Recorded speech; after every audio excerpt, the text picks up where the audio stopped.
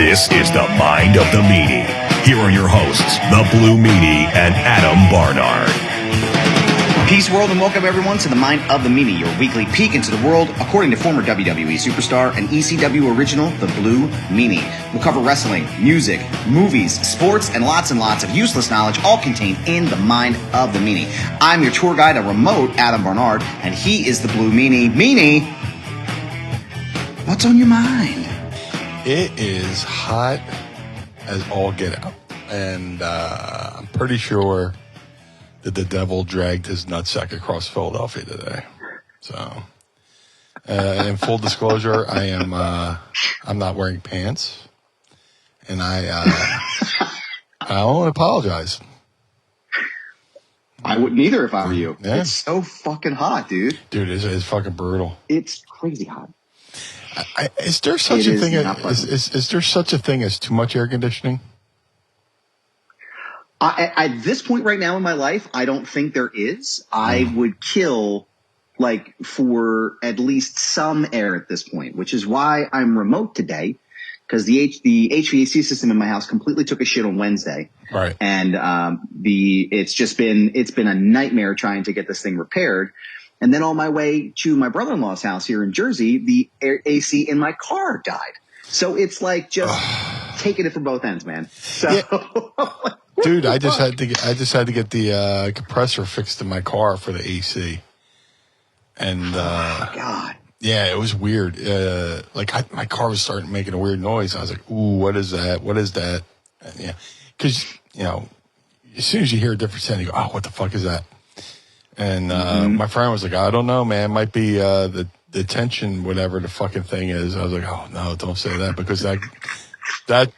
Takes care of your fucking steering and shit like that. So, but got to the mechanic. It was the AC compressor, which I got to fix. I had to get my fucking exhaust fixed too. But, I was just wondering, man, like the other day I was like, I have air conditioning inside, air conditioning in the car. I'm like, man, can too much air conditioning be bad for you? I hope not, because I'm loving this. Because my car had not had air conditioning for a little bit, and I'm used to having hoopties that didn't have AC. Doing the 480 air conditioning where you got four windows down and you're driving 80 miles per hour just to stay cool. But I got that fixed, and it was just a question I had in my head: is there such a thing as too much air conditioning? But yeah. Hope not. I walked into my brother-in-law's place today, and it was ice cold in here. It was like, I don't know, it's 65 degrees in this place. It was fucking glorious. You spin records on your nipples. That's exactly. The chicken was done, sir. The chicken was done. No, it was. I don't think so. I mean, I'm trying to remember what happened with the car. So I've had this Ford now for, I think, probably since 2019, and I can't turn it all the way cold. So there's, the control knob to let it go hot, middle, and cold. Yeah. If I turn it all the way cold, it'll blow hot air. So I found that magic spot, right? Yeah. It's been set at the magic spot since I found it. I don't move it unless it's hot, or unless it's cold rather, outside. And, today I felt the whole system. It was like this weird, air vacuum, right? It was just like, shoo. And then all of a sudden this hot air started to blow out. I was like, oh, what the fuck? So I turned the max AC off, just put on the regular settings, and nothing was coming out of it. I was like, oh, Christ. Called Courtney, I can't believe, things are just getting better here. So, I did the 480 all the way. Luckily, I was close enough to my brother-in-law's place, I was probably only 10 minutes from his house. But the drive home on Sunday is not going to be pleasant, because I'm sure it's going to be hot. Let me ask you a question before we get into the show here. Do you feel like it's been hotter now than it was? Because I don't ever remember being this hot when I was a kid. Do you think it's hotter? Dude, me and my friend, I have, guys I just bullshit with. And, we were having this discussion a month ago. We were like, man, it's nice to have some spring. Because we, a month and a half ago, felt like there was actually a breakdown between winter and the summer. It felt like there was respectable weather where it was porridge, not too cool, not too hot. Because for some reason, for the last couple of years, I went from being cold to fucking hot. But now that it's hot, I don't know if it's just me getting older and me noticing it more. And, like I always say, I got built-in layers. So, but holy shit. It seems like the last couple of years seems like it's been a little bit hotter during the summer. But I don't know, man. I don't know if it's a mixture of, I don't know if it's the temperature or is it just my internal clock, since I just hit 50, I turn 50 and it goes, okay, everything's more extreme now. The cold will be colder and the warm will be warmer. And, so I was thinking that too, where it's like, I feel like as I've gotten older, I've become less tolerable to the extremes on both sides of the weather pattern, right? I used to walk around in shorts in high school in the wintertime. I never had any issue with that. Same. And now I'm like, don't let me go outside when it's colder than 40 degrees because I'm going to just pitch a fit the whole time. But I just feel like recently, and it's just been so goddamn hot, like in the Philly region, it's just so brutally oppressive hot. And I am not a fan of it. But what I am a fan of is the Pod Squad is here tonight with us, a full house in the building tonight. Don't forget, you can watch us live every week, early and ad free by going to patreon.com/Mind of the Meanie right now and checking in with us. So we have a whole crew here tonight. Vanessa is chatting it up with us. She's saying we are setting the AC at the house at 76 and 78, and it's struggling to fight off 80 degrees. Yeah, I know. I think Vanessa's a little bit northern than we are. It's been brutal, man. It's been brutal everywhere, and I'm not a fan. Yeah, we got a full house here. We got Travis. What up, Trav? We got Vanessa Bello. We got Machete Von Kill. We got Andrew Bailey. Holla. That's Mind of the Meanie. That's you. That's just me, yeah. No fun. Just me. Yeah, we got full house. Yeah, this is nice. Speaking of blowing hot, I learned a new term for taking a shit today, thanks to the guys from the Dudesy podcast. Shout out to Will Sasso and Chad Colchin. The term is lid pusher. Like you take a shit that's so big it pushes the lid up. So I learned that today, and that was a good one. That was my learning moment. But before I forget, today I did. Look, I rarely do other podcasts. Like if you want to go to podstars.net, PODSTARZ.net, let me on your podcast. I'll do it that way. But you do podcasts, and you're always you get on there like, all right, so you and JBL. I'm like, oh. Oh, well, let me send you a link to all the other, let me send you a link to the 800 podcasts where I've already talked about this, but, shout out to Mikey Ruckus. A lot of people know who Mikey Ruckus is. He is the, music director for AEW. He has a really fun podcast called Be Kind and Rewind with Ruckus. I was on today. He has a segment called Wacky Table Reads, where people go on and they do the cold table reads. And he was kind enough to ask me what movies I wanted to do. I won't spoil it. I don't want to give away the content of his show and my show. But go check out the Be Kind and Rewind with Ruckus podcast. We did Wacky Table Reads. And it actually turned out better than I had hoped.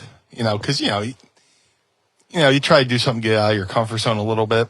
I'm used to doing podcasts and this free form conversation, but to do something that was structured like that, I was a little nervous, but it was awesome.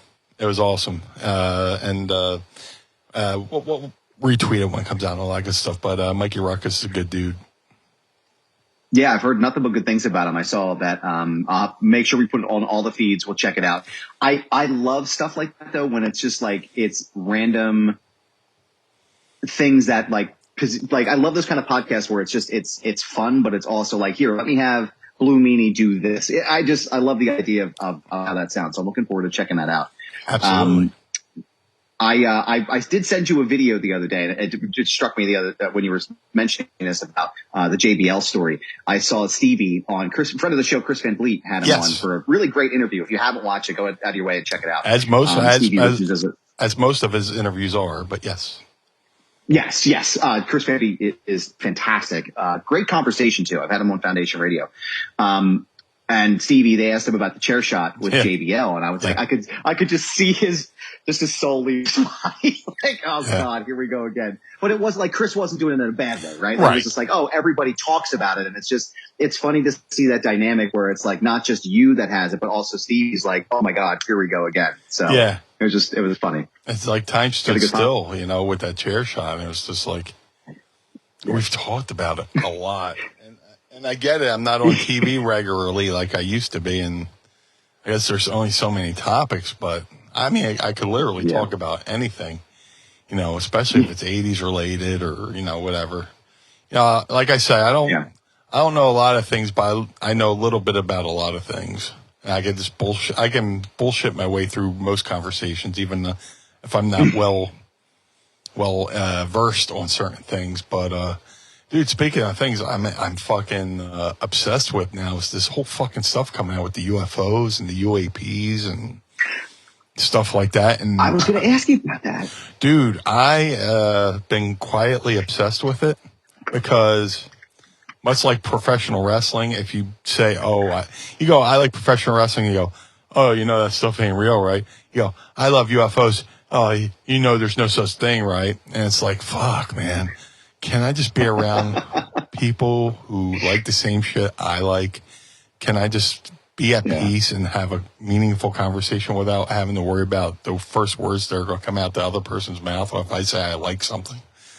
But, all this news that's coming out, and I try not to talk about it a little bit, like, too much, because there's also political implications where, like, but, like, I love that, the government's actually taking an active role in looking into this stuff and the documents and how there might be some misappropriation of funds funding certain things and secret technology. But, everything that we were told was fake, like Roswell, might have happened. And, dude, I've been going down all these rabbit holes. And there's a movie that just came out called Moment of Contact, I want to say.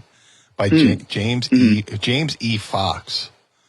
That came out in October, and I have yet to watch it yet, but I've seen all the trailers, and I'm here for it. He has another documentary, if you're into UFOs, called I Know What I Saw, and he interviews a lot of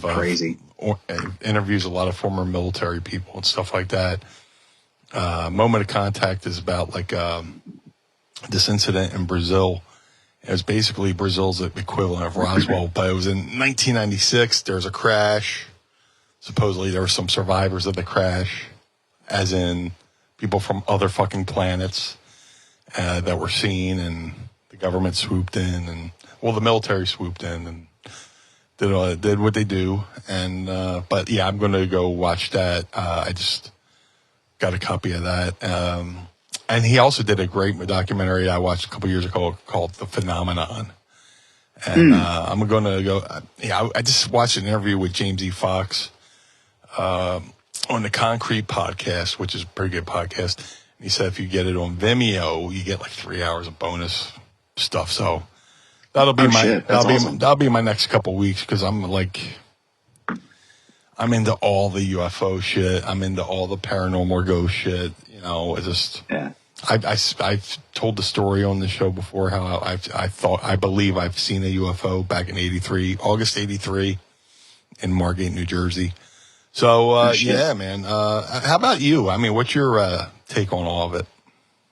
I've long maintained that I think is short-sighted for the human population, human race, to believe that we are the only intelligent beings in this vast space that we occupy, right? Because if you think about it, like, really, I mean, like, if it's just the size of my can here, right? Like, we're literally smaller than one of these pixels on the bottom of the writing here inside of this, like, huge, enormous, never-ending sphere.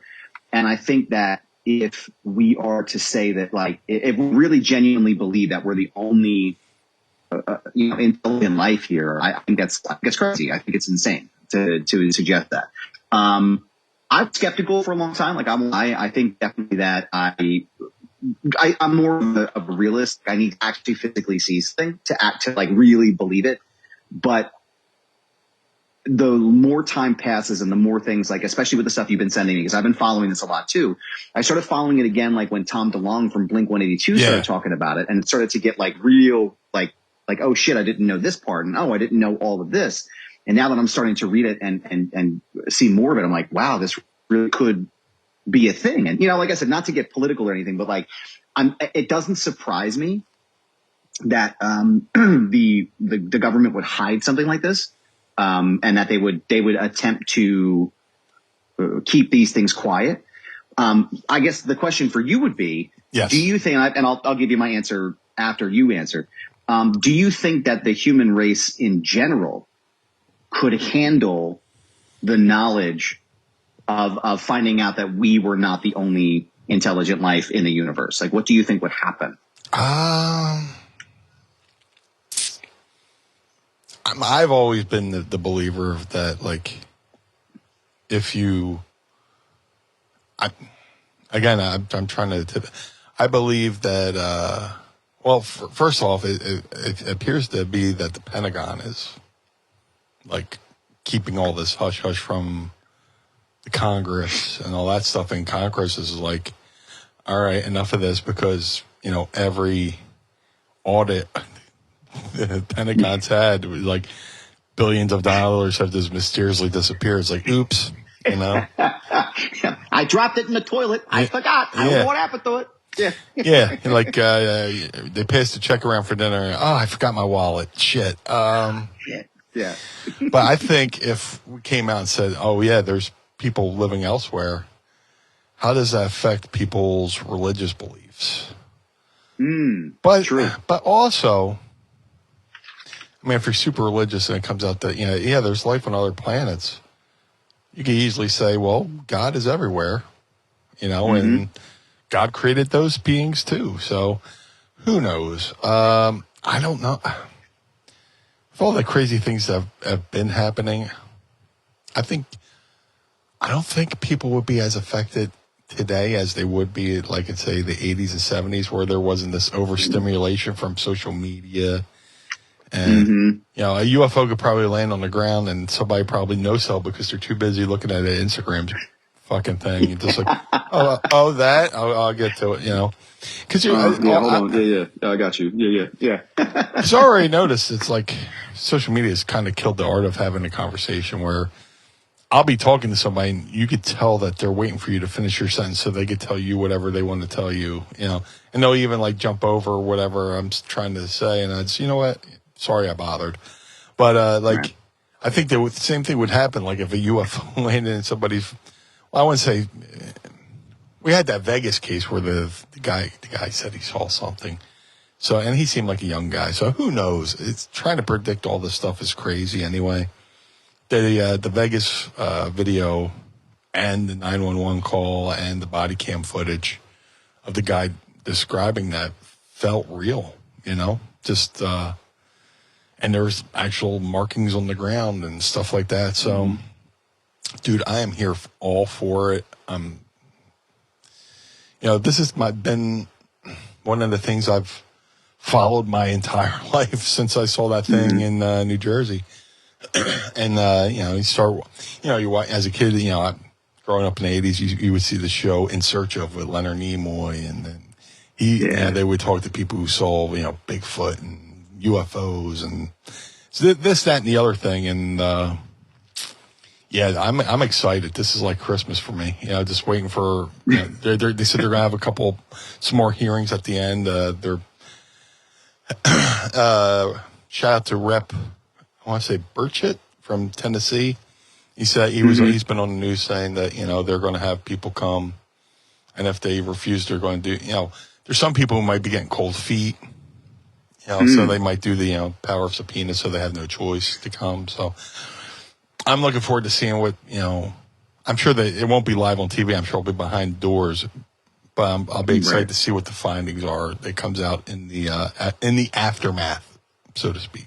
I'm excited, man. I am too.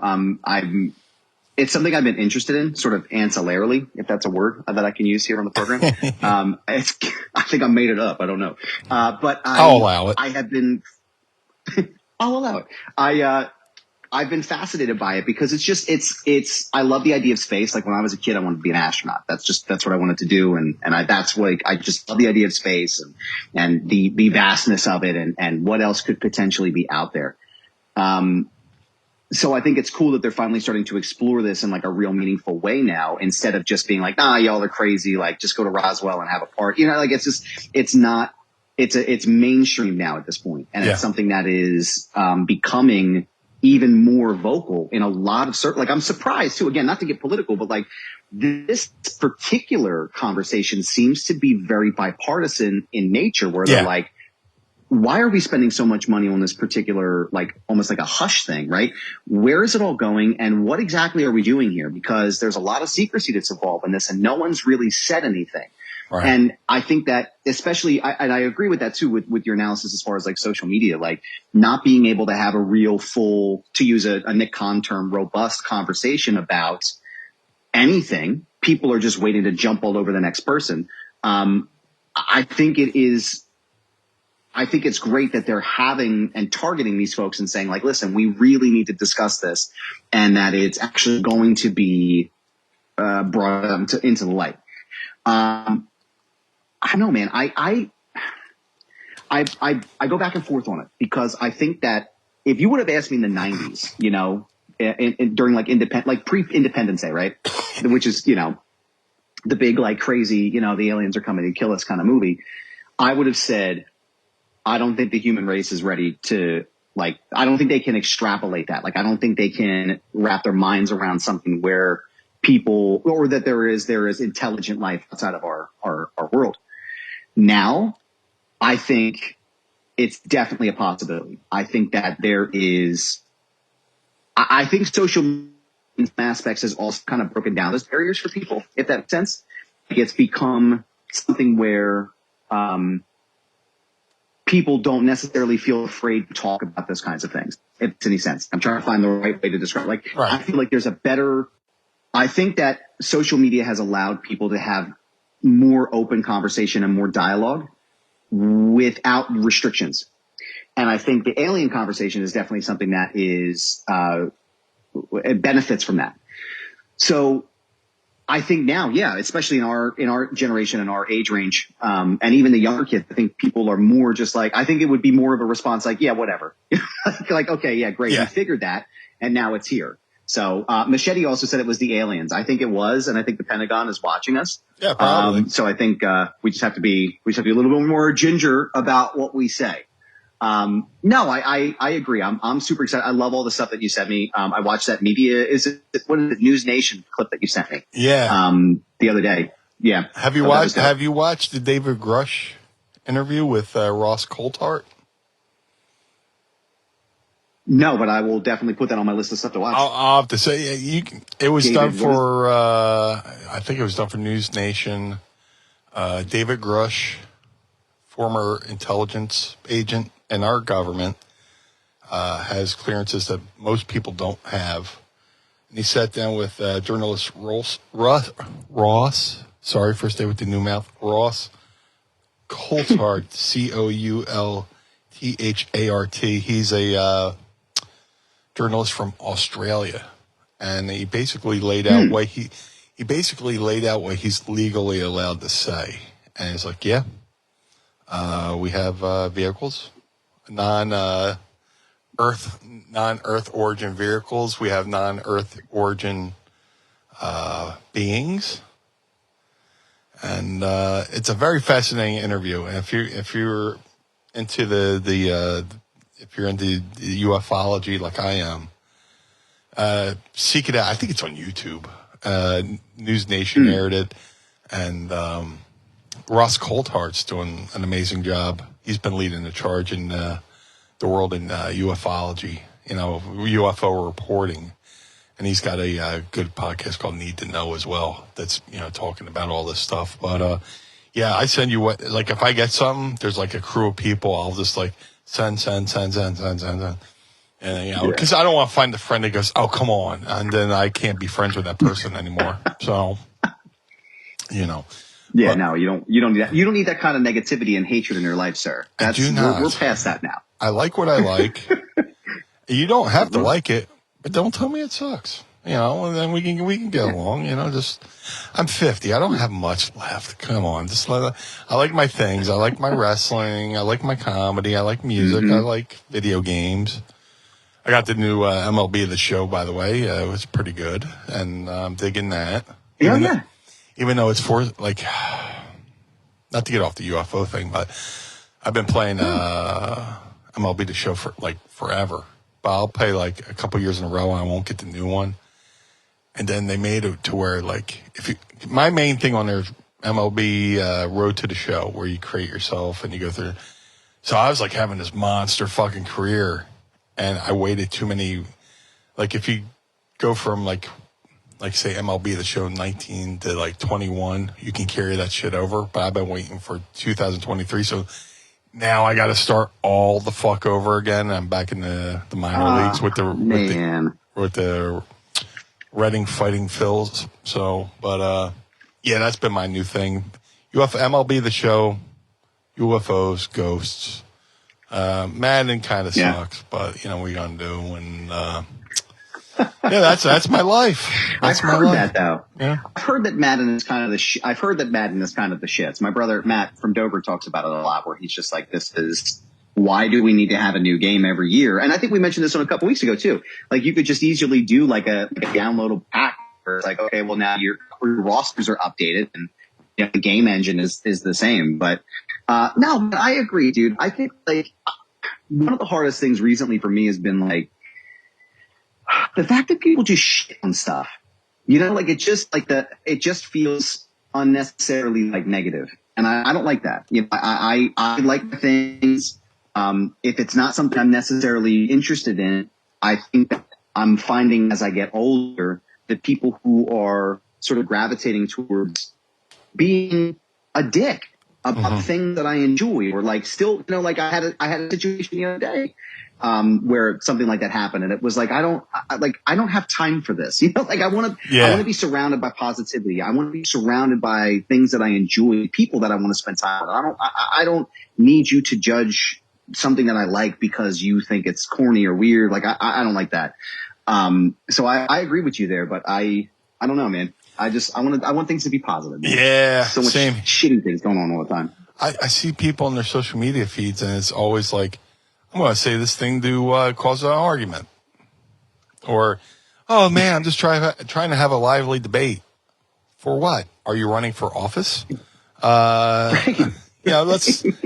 just focus on the things we get along with, and let's do that. Hey, speaking of video games, I'm on the ground floor of something that's pretty cool right now. There's a video game in development called Ultra Pro Wrestling. If you want to look into it, go to ultraprowrestling.com. It's a game that's been in development for a little bit. A guy named Sam Valley is working with our friend of the show, Hal Haney. The game is, if put it this way, if you like, WCW Revenge, if you like WrestleMania 2000, if you like No Mercy, then you're going to love Ultra Pro Wrestling.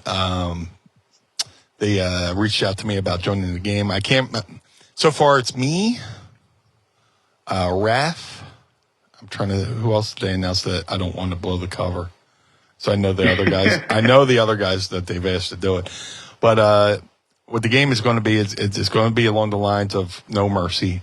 But what Hal Haney has done is created a whole roster of his own wrestlers, their own AI, their own, not AI, intellectual, their own IP. Yeah. Yeah. Mm-hmm. And if you follow Hal on social media, go to Hal Haney Art on all social media. he's been posting photos of his created characters. So they're going to have this game full of his created characters. But, they've gotten, they announced Chris Candido for the game as well, which is awesome. It'll be cool. Oh, nice. Yeah, awesome. They reached out to Johnny Candido and got Chris in the game. But they're going to have their, it's going to be a game. And the whole Madden thing reminded me of this because Madden, you could just put out the game and then every year just sell the rosters for $20 and just update the game you're playing. Hey.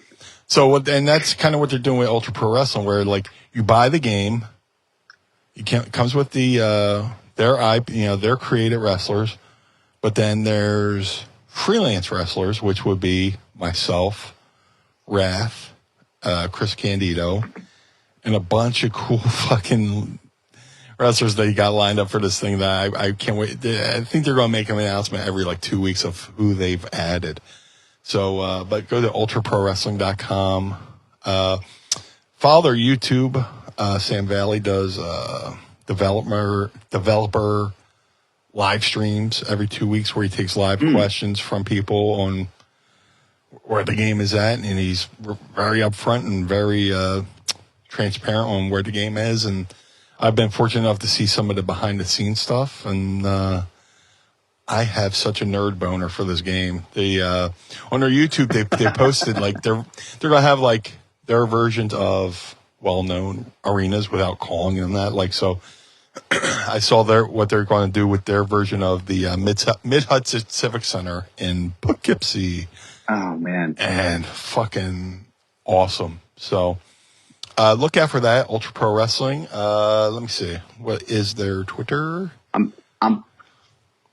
So Ultra Pro Wrestling. So UPW video game on Twitter. Yeah. And if it's all right, I'm going to show this to the Pod Squad, which if you're not seeing this, you should go right now to patreon.com/Meanie and sign up. But this is how Hanny's art here of our dear friend Blue. Yeah. Listen, like how Hanny's stuff is incredible. He's like amazing. I've been following him for as long as I can remember now. And every time he puts something up, I'm like, man, that dude just so fucking good. This design is, just second to none, pal. Like, just an incredible job. Yeah, and I think we should. We don't really do guests, but I'd love to get Hal on here and just to bullshit. Me and him, I've been talking to this guy for years, and like we just cold called each other the other day. I was like, good to hear your voice. Good to hear your. Well, he goes, I know your voice because I watch interviews, but thank you. So. But yeah, Hal's great. We got to get him on the show. For sure. I think he would I think he could hang with our, style of conversation. So he's a good dude. But yeah, was it UPW video game? Yeah, UPW video game on Twitter. Yes, your memory, your recall's way better than mine. So yes, and ultraprowrestling.com.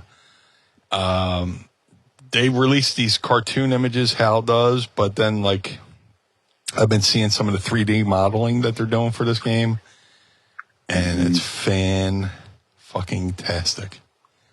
And and shout out to the folks who did Retromania Wrestling, the game I did a couple years ago, and I had offers to do video games, and it just didn't feel right because I wanted to be loyal to Retromania, Mike Herman, and Mike Archer, who I worked with in WWE. He did a lot of the WWE licensing and stuff like that. And I reached out to Mike Archer. I was like, hey, man, I got this opportunity. Is it cool? Has there been enough time? Can I do this next project? I don't want to disrespect, Retromania. He's like, Meanie, we can never get in the way of, everything you've done for it sounds like I'm so used to people bullshitting and saying, he said, you did this. No, but Mike Archer said, hey, we cannot, in good conscience, stand in your way, go do this thing. And, I still love Retromania Wrestling. I still promote it. And, but, this is a different game too. Retromania was like a 2D game, which was like a tribute to WrestleFest. this will be like a 3D-ish game, or 3D game dedicated to like a spiritual successor to No Mercy. So if you love that shit, you'll love this. So and I'm very fortunate to be on board with it at this like they did a crowdfunding thing and they surpassed it. So it's allowing them to reach out to legends and talent and stuff like that. So I'm super fucking stoked. Meanie. Yes, sir. Cannonballs. Cannonballs. This summer, it's not about the size of those cannonballs. It's about making the splash with our friends at Manscaped. Prep for barbecue season by making sure your grill master has the hottest dogs the summer's ever seen. When you're at the cookout, let the meat speak for itself with Manscaped's Performance Package 4.0. It's time to get ready and not sweaty, Meanie. By going to manscaped.com right now and using promo code MINDMeanie for 20% off, plus free shipping. And Meanie, I got to tell you, you use some of them generic store brand razors to trim Little John and the East Side boys, and you're gonna get some nicks, you're gonna get some cuts, and you're gonna get some scrapes. I gotta tell you, man, using the Manscaped products, the Performance Package 4.0 has helped my confidence, not only looking at myself in the mirror, but also with Mrs. Goober, if you know what I'm talking about. The Manscaped Performance Package 4.0 has everything you need to guarantee you'll have the most mouth-watering treats at the party. They have even built the ultimate bundle for your summer grooming. Their Lawnmower 4.0 trimmer features a cutting-edge ceramic blade to reduce grooming accidents thanks to their advanced skin-safe technology. The lawnmower has a 7,000 RPM motor, meaning, I don't know if you know all this, that it also has a new multifunction on and off switch that can engage a travel lock so you don't get any uncomfortable buzzing in your luggage. And it gives you the ability to turn off the 4000K LED spotlight on and off when needed for a more precise shave if you're like me in the shower at 4:30. Did I mention, Meanie, that this trimmer is waterproof too? Beach, pool, or shower, this razor will devour even the strongest pubes. Let me tell you something, sir. It is summertime, and I like to go in the pool. And speaking of cannonballs, I like to moisturize my cannonballs with the Crop Preserver Ball Deodorant. After I put on a comfortable pair of the Manscaped boxers, these are the most comfortable boxer shorts I have ever worn in my life, and I love them. I'm wearing them right now. No shit. I legitimately am wearing them, and they are so comfortable. They're soft. They're breathable. They give me extra room for Little John of the East Side boys. And you'll get a set of Manscaped boxers and the Shed travel bag inside of the Performance Package 4.0 as a free gift. Now, wearing sandals with some nasty toenails is nasty during the summer months. Looks like you're going to jump into the water and catch trout. The good news is that they added in something new, the Shears 2.0, a luxury nail grooming set, which includes stainless steel nail cutters, tweezers, and grooming scissors. And as a treat, you should add in the crop mops to your order, a moist towelette specifically for your beach balls, meaning it's the best midday refresher to stop your popsicle from melting. So go ahead right now, Meanie. Where can they go right now? Go to manscaped.com and save 20% when you use our coupon code MINDMeanie. That's 20% off plus free shipping by using promo code MINDMeanie at manscaped.com. Manscaped, the perfect way to get your patties sizzling hot this summer. And we want to thank them, as always, for sponsoring the program. Yeah.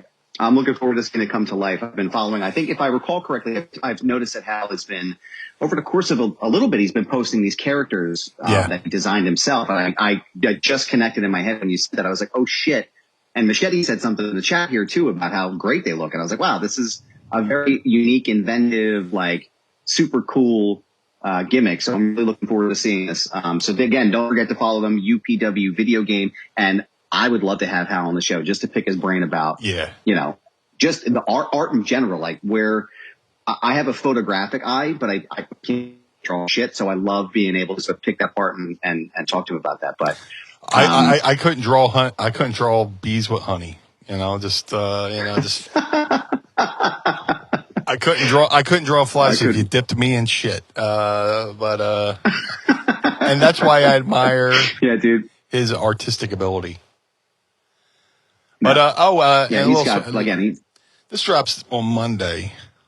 As we're talking, spoiler alert, Friday night, July 14th, 2023, 8:30. I will be at Starcast with Hal Haney, the upcoming Starcast in Chicago. So me and Hal will be there promoting Hal stuff, me promote myself, but most importantly, promoting Ultra Pro Wrestling. So if you're going to Starcast, come by and say hello to the blue guy. Awesome, dude.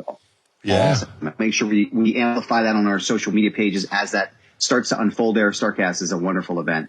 Yeah. Looking forward to seeing that.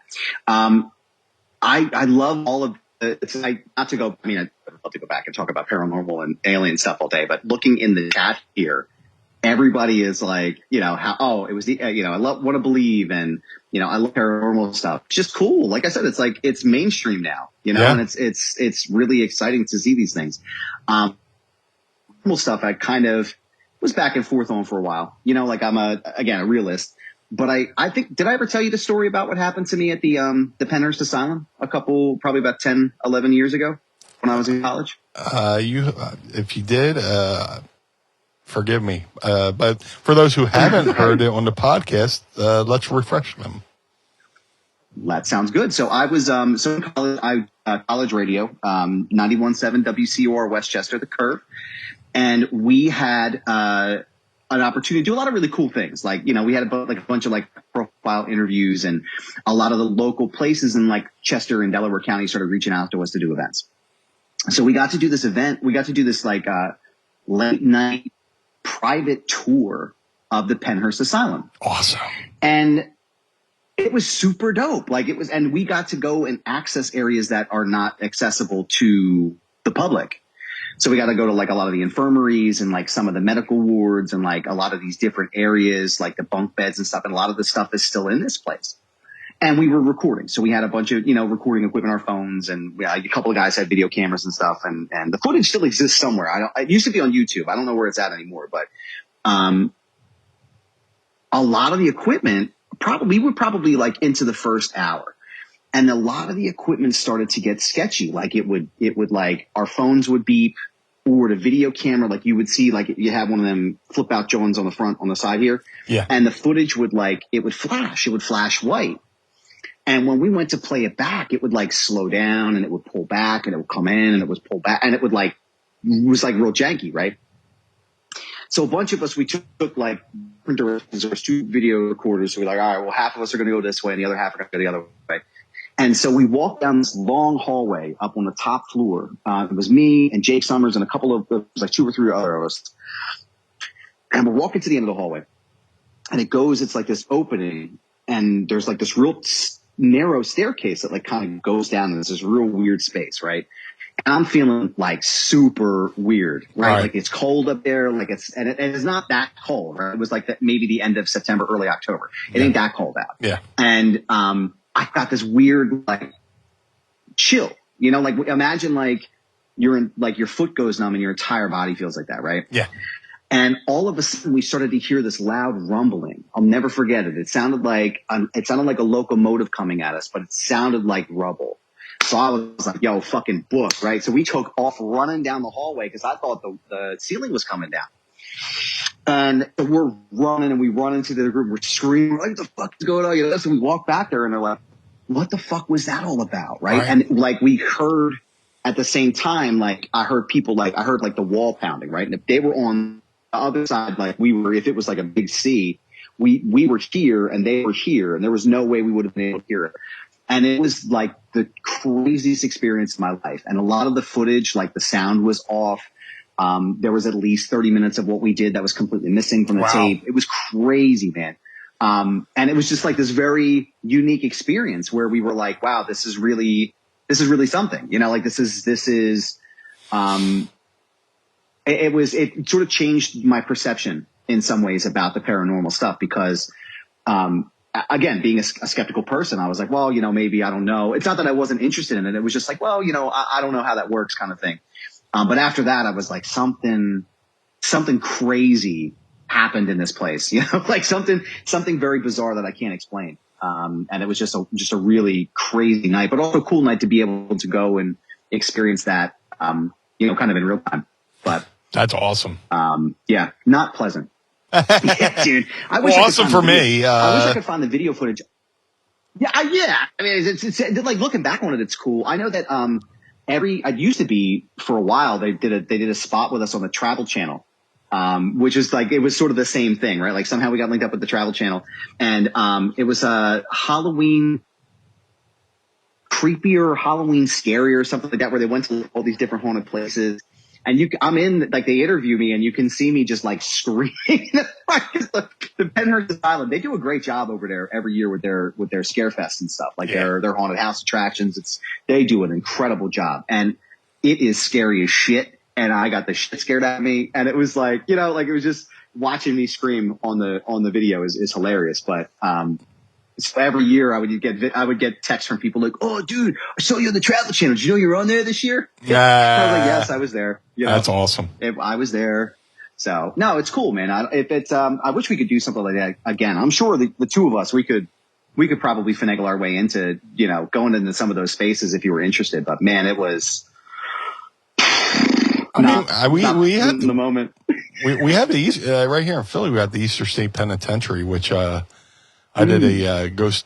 I was a guest ghost investigator with my friend Amy Bruni who's originally from Ghost Hunters, and Amy Bruni, Adam Berry from originally from Ghost Hunters. They now have a show on the Travel Channel called Kindred Spirits, and they invited me to do be a special guest ghost hunter on at the Eastern State Penitentiary, and that was pretty cool to be there. Like, that's awesome. In the building where it's just you guys and the people who work there, and they assign certain people to certain wings. So a group would go around to this wing for a little bit. They would go to Amy's wing for a little bit, Adam's wing. Because, like, the Eastern State Penitentiary is like this huge pinwheel. There's the center, and then it just shoots out. So, like, if you're a guard, you can stand in the middle and, like, look down each hallway. And they kind of, like, a lot of prisons, a lot of penitentiaries modeled themselves after Eastern State. And but if you go in the daytime, it's awesome, too. They have a guided tour where you just get the headphones, and Steve Buscemi does the guided tour. Where you go up to a sign that says hit button, hit this button, and then he'll tell you all about that part of the prison stuff. But when we did the ghost tour, I was in charge of death row. So I got to sit in death row. Me and Mrs. Meanie sat in death row all night, and it was interesting. We didn't have anything too crazy happen. Some guys had I forget what those the meters to pick up, like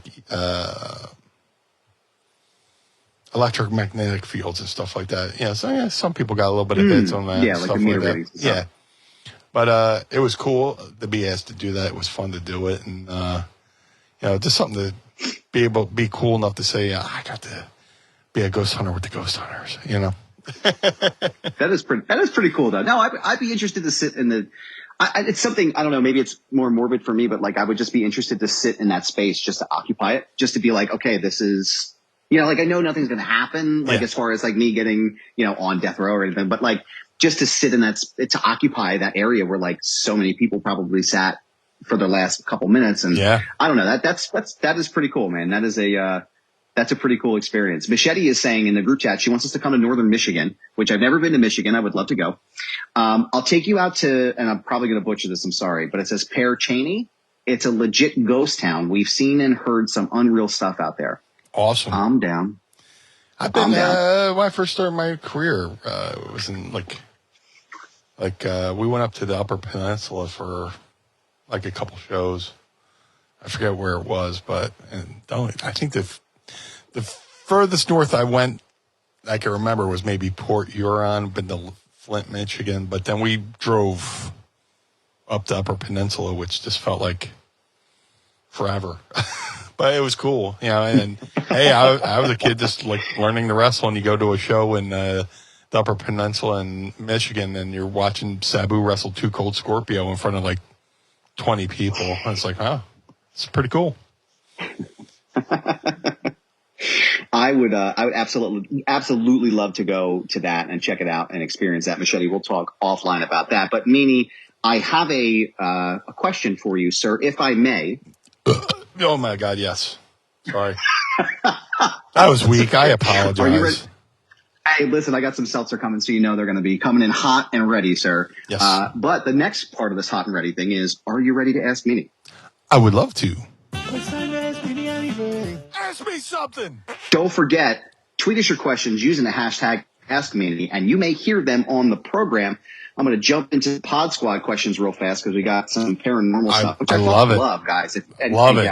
Bring it. If you have questions about, bring all of your alien questions, all of your extraterrestrial questions, your paranormal stuff. Like, I love talking about this, and I know Meanie does too. So, Travis, says, have you watched the documentary Hunt for the Skinwalker? Have you ever been to the Uinta Basin there? I don't know if I said that right. UINTA Basin. Dude, I've watched most of the Skinwalker Ranch documentaries, and fantastic, all of them. I don't know if it's still owned by Robert Bigelow, who is a billionaire, who I just saw an interview with James E. Fox, who does all these documentaries on UFOs. He's like, yeah, Robert Bigelow is like one of the few people, billionaires, who gets access to all this technology for the government. It's like weird. He's got like armed guards with him all time. And he owned the Skinwalker Ranch, where it's supposed to be like a hotbed for lights in the sky, paranormal stuff like that. So if you ever get a chance to watch any kind of Skinwalker Ranch document, and the Skinwalker Ranch was also a hot button. Well, not a hot button. It was a hot topic on the Art Bell show as well. But I've seen most of the documentaries, but I've never been to that area, and I probably should change that at some point. I definitely want to go to, Roswell and stuff like that, but I have not been there yet. Pod Squad member Jeffrey Mitchell's got another question for us, Pro Wrestling One, today. Do you think pro wrestling is missing out by not using developmental talent on TV like they did in the, quote, old days? I used to love seeing random wrestlers pop up. I also loved me a good squash match on occasion. Well, I don't think they would want to put a developmental guy on TV just to kind of like squash him. But like, I remember back in the day when like CM Punk was part of Cena's entrance and stuff like that, and Ashley and Sasha were part of Triple H's entrance, which, you watch all these documentaries now and the people who've been called up, and they take a look back to see, how far they've come. And it's kind of cool to go back in time and see the younger versions of the superstars, how they came up. But you never really want to.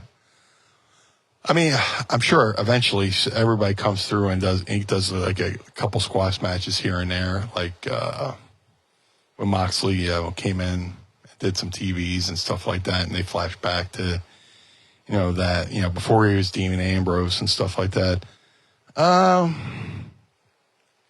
don't know. I mean, I guess it could be good, but I always tell younger talent, if you want to be a wrestler, you want to do your own thing, also protect yourself by going out and get jobber trunks, get jobber boots. Like, if you have a certain look and you have a certain design to your stuff, but you want to go and do TVs, just get like the plainest, blandest gear you can have. So like later on when you go back to indies and people are like, hey, were you on TV? No, see?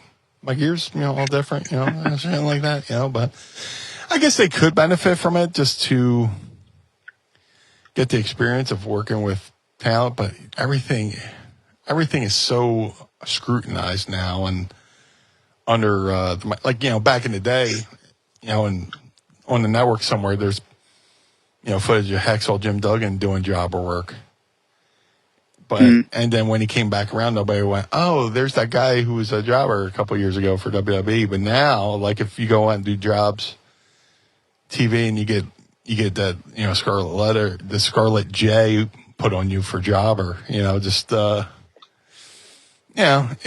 can be a good thing, but it can also be a hindrance in the same breath. I had to stop real fast because I forgot my seltzer. It's not a seltzer, it's a soda, so I forgot to crack it. Do you have one today, sir? I have a Polar Orange Vanilla. I have a Zevia Cherry Cola here, which they've changed the branding on the front, which I'm not really sure why they did that because I thought it looked good beforehand. But let's Sandman these bitches in 3, 2, 1. There she is. There we go. Pinkies up, gentlemen. Oh, yeah, it's good shit. I forgot to put it in the fridge. It's warm. Oh, man. I got some good burps coming, I promise. Friend of the show, RJ Krasinski wants to know if there were to be additional. What's up, RJ? What's going on, RJ? dude? Thank you for the question, my dude. If there were to be additional referees inducted into the WWE Hall of Fame, who do you guys think should be inducted and why? Well, right off the bat, Dick Worley. He was like, when I was growing up, Dick Worley took no shit. He was just. He looked like a former boxer. He looked like a badass. So when he was admonishing people, he looked like he could fucking, he meant that shit. Dick Worley, Dick Kroll. Dick Kroll, fucking sweetheart of a guy. I haven't seen him in ages. I hope he's doing well. Now that I said that, I probably jinxed him. But like he was a referee for the long. I mean, he reffed back when Bruno was wrestling. Then I would always see him, see him on shows. Dick Kroll, Dick Worley, and Joey Morella. Yeah, Joey Morella. Yeah. I mean, he was their Earl Hebner before Earl Hebner. Earl always did like the big money matches. Joey Morella was the guy referee who was doing all the big money matches. For the pay-per-views. Yep. Like he did Hogan Andre WrestleMania 3, So right off the bat, iconic photos from that show with him. Yeah. Absolutely. So those, Dick Kroll, Dick Worley, and Joey Morella would be my 3 referees to go in ASAP. Yeah. I would say maybe I'll go more with a modern approach. Mike Chioda is the first name that pops to mind for me. Yep. I think that out of anybody in the modern era, with the exception of Tim White, who's already in the Hall of Fame, Chioda seems like the right choice. Chioda seems like a slam dunk, right? Like I can't imagine anybody else being in that role besides, or being honored for all of. I mean, he after Hebner left, he was the guy, right? Yeah. Like he became the main deal. Nick Patrick is a name that sticks out to me as well. And I think for his contributions with the NWO storyline, I mean, he was a huge part of that. Yeah. They like Hebner did that. They did the double Hebner thing back in the 80s, but I don't think it necessarily was as heelish as the way the NWO was. I think it was a modern spin on like a classic story, the way that he was kind of becoming that person. I mean, as much as I'd like to say Earl Hebner, I don't know if that's ever going to happen. I think it would be cool to see him honored in some way because he does represent a really large part of wrestling history inside that company. I think enough time has passed that the people whoever he had a beef with, which I believe was Johnny Ace. Yeah. I think enough time has passed, and I'm sure that more people have done worse things than Earl Hebner, which... If I'm led to believe Earl really didn't do anything wrong, but it just it was like more of a budgetary thing, and look what he's doing. Let's cut him.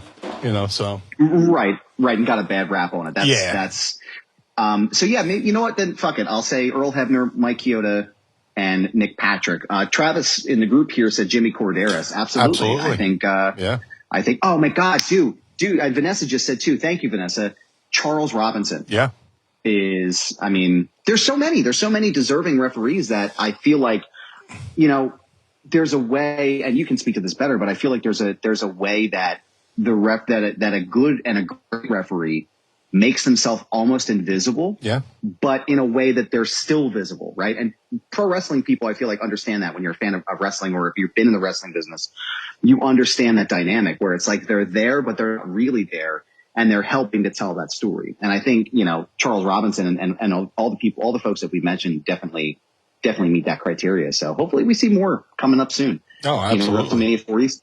WrestleMania 40 is coming up, so I hope that when you're standing on the stage accepting your induction, that you'll be surrounded by some referees. But yeah, Mark and Dryden wants to know #Mania 40. What do you guys think about all the new safety protocols in AEW? A hot topic the past couple of days. I am unaware, so please educate me. I will do that. Give me 1 second. I'm going to pull them up right now. So it sounds like, from what I understand, there are new protocols that took place during the negotiations of the new contracts with Warner. A lot of it is like, I guess the term is what they call seizure selling. And I think no unprotected chair shots to the head.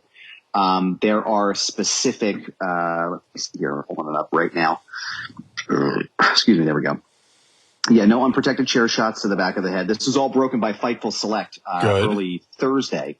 Buckle bombs are another thing that are banned in there. I hate them. Yeah, not a fan. Never have been, never will be. They can no longer spit, which I feel like that should be day one. I guess it's yeah. What else here? They can't touch the fans. Let me see here. First of the moves, unprotected chair shots to the head, which again, that should be a day one thing at this point. Yeah. Like no one should be in 2023. No one should be doing that. Yeah. Buckle bombs into the turnbuckle. Let me see. Fencing response seizure cells is what they call that. No longer spit. No longer allowed to lead in the crowd. And they can't take weapons or projectiles into the crowd. They can't physically interact with the fan. And they can still bleed. They can still, they can, gig if they need to. Bleed amongst yourselves. Those are a handful of them. Yeah. Just bleed amongst yourselves. Those are a handful of things that they said that are no longer allowed, in the AEW stratosphere. So what are your thoughts on that? It's long overdue, and it just should be common sense anyway. I hate the buckle bomb, just because there's a lack of control there. You're taking away the control of the bump away from the guy. If you do a power bomb, the guy can disperse the impact. When you take a bump, there's ways to disperse the impact of you hitting the mat. Taking that buckle bomb, if you hit the whole point of taking a bump is to hit everything flat at the same time. So if you hit the top turnbuckle and then the second turnbuckle, that's just doing unimaginable damage. We saw what happened with Sting when he took the buckle bomb. Right. So I would look what happened to Finn Balor when he took the buckle bomb on the floor. Dislocated his shoulder. He won the Universal title. Right. Not a fan of that move. I applaud all those steps, but some of them should have been day one ones as well. Mm-hmm. I agree. I think watching that Seth Rollins and Sting match, watching it back, I just remember being like, why is this move in the arsenal? It just feels unnecessarily dangerous. And again, I'm just a guy who watches wrestling, right? I've never been in the ring. And I know that Seth, and I don't mean to say anything negative about Seth or Sting, because that's not what I'm saying. I just feel like that move is just so, there's no way to really protect yourself, right? And you said it just a minute ago, like there's no way to stop anything from happening. And Sting almost broke his neck. Like he almost stopped walking. There's a whiplash to it. Yeah. And that's just, that buckle, but believe it, there's padding. Yeah. It still fucking hurts. Yeah, I'm sure. Yeah. It still looks painful. And then to do it on the outside too, not a chance. No, and our friend with the last question of the program, Primetime Great wants to know, Juice Dependence Day is his name right now. The year is 2076. and a documentary about the podcast. And both of your careers are shown in theaters for 1 week only. Oh, God, that's generous. Yeah, I would love that. It also features vibrating seats for every fart, along with smell-o-vision for the authentic experience. Is this a good idea or a bad idea? I mean, what was that movie? The new, the new Avatar movie that came out that had like vibrating seats and all that? I forget which one movie. Yeah. Well, make sure just people sign a waiver, you know? Right. You know, there's, I was watching the video on the doc, like people talk about the aliens, like the crash. Somebody was talking about the alien documentary that I want to watch, Moment of Contact, and they're like, the aliens kind of like emoted a smell, kind of like a skunk would. It's kind of like ward you off. And I was like, sounds like a fucking challenge to me. So Yep. Yeah, you're in the Blue Meanie, I found. If somebody was kind enough to do a documentary on this podcast that would be more than 20 minutes long and be in the theater for a week, that's high flattery right there. But yeah, just make sure people sign a waiver. You know? Yeah. Listen, I was going to say, you've all listened to the show, and the Pod Squad has watched the show. Meanie farts into his microphone and then sits down in it and immediately regrets it. So imagine being in the studio or in the movie theater and getting that smell. He stopped the fucking concert, for Christ's sake. Yeah. Like, we're not doing this. Yeah. I would stop at I would stop at Intergalactic fucking Invasion. You know? They probably see it as a peace offering. If the smell was that potent, they may see it as a peace offering. They would go friend.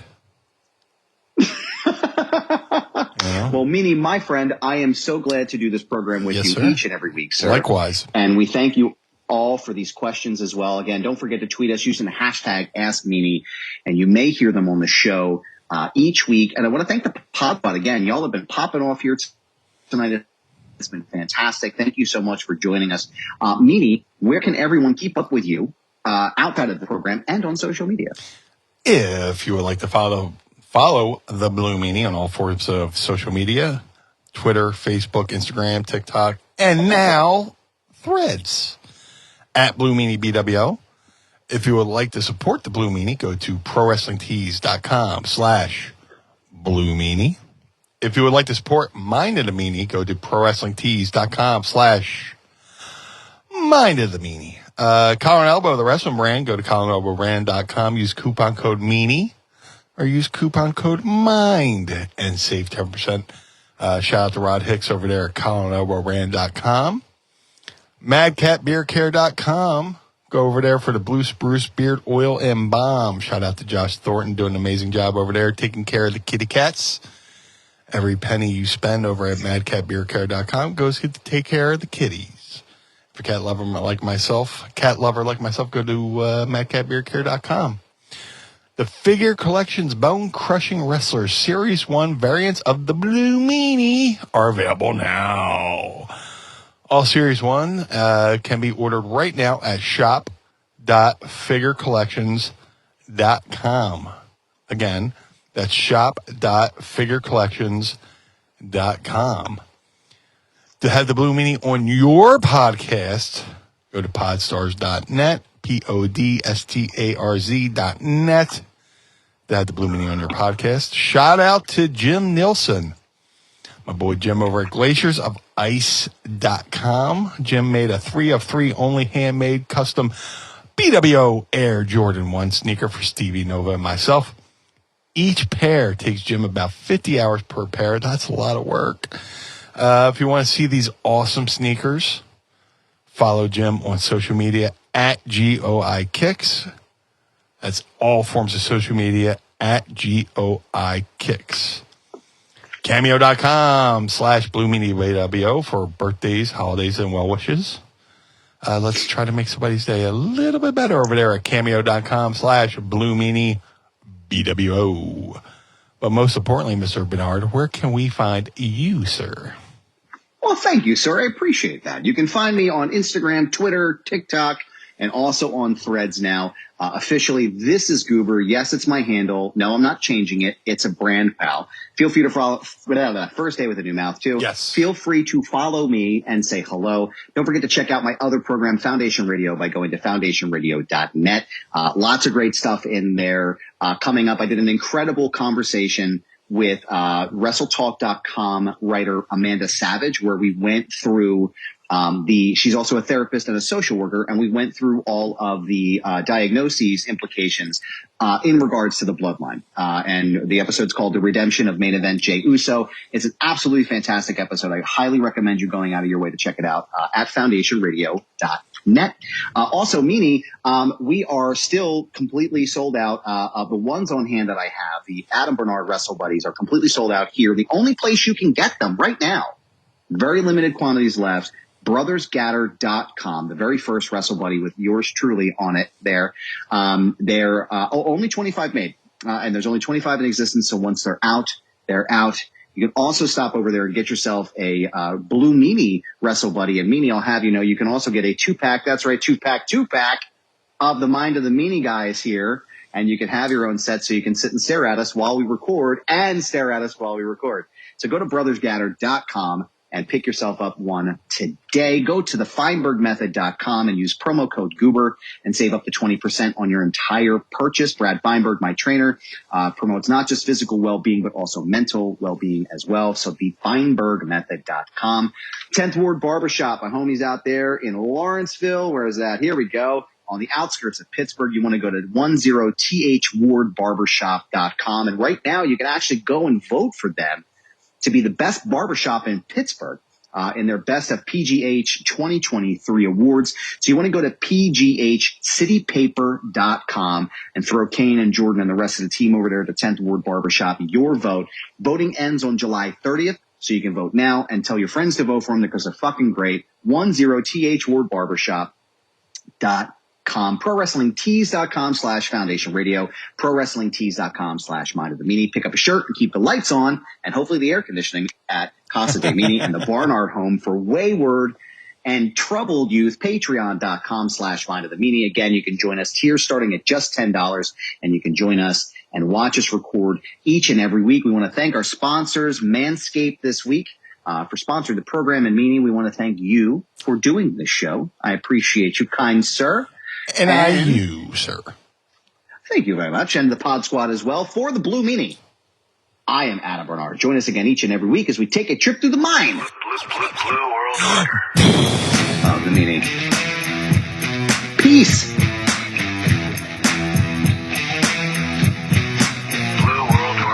This episode of Mind of the Meanie is hosted and executively produced by the Blue Meanie and Adam Barnard. It was mixed and engineered by Carl Pinnell. Additional narration is provided by the executive voice, Sam Krebs. Our intro music was performed by the Swamp Candles. Our outro music was performed by Chikara. Additional musical accompaniment is produced by Enrichment. Follow us on Instagram and Twitter at Mind of the Meanie and become our patron on Patreon by going to patreon.com/Mind of the Meanie. Find our entire show archive at mindofthemeanie.com. This has been a Butts Carlton media production. Butts Carlton, proprietor. Blue World Order. Dad, why is Blue Meanie's brain out?